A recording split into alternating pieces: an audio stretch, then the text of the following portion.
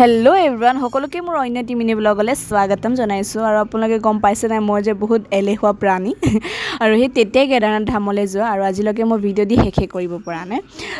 edit কৰিবলৈ যে ইমান এলেহুৱা মই বাৰু একো নাই আৰু লাষ্ট ব্লগত মোৰ দেখিছিলে আমি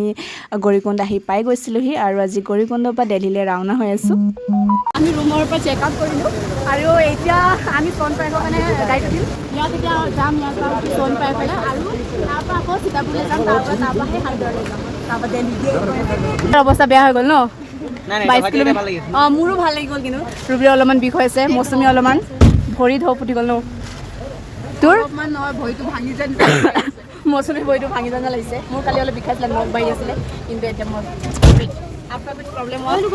पहाड़ी है ना जय महाकाल जय श्री केदार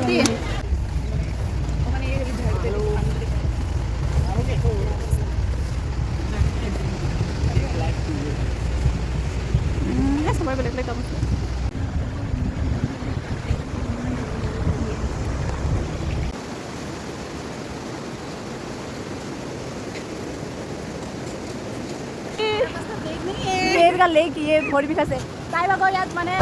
খুলি গ'ল বেগ লৈ লৈ ন এয়া লেঙে আছে সেইকাৰণে মই ইয়াত চক দুটা বেগ আছে এইটো ये है क्या है ऐसे बनाते কি है কস্তুৰী হয় বোলে এইটো গোন্ধ আহে মই কি বুলি ভাবি আছিলোঁ এইটো হৈ গ'ল সীতাপুৰৰ বাছ ষ্টেণ্ড আপোনালোকে যেতিয়া দুৱাৰলৈ যাব তেতিয়া আপোনালোকে ইয়াত আহিব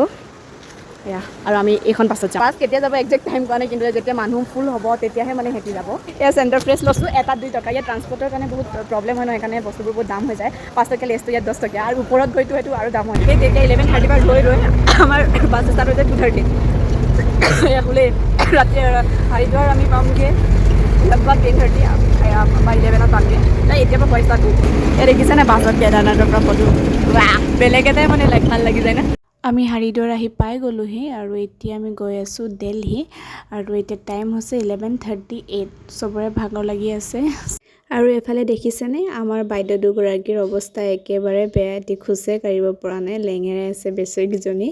কেদাৰনাথ ট্ৰেকিং কৰি আহি এনেকৈ লেঙেৰাই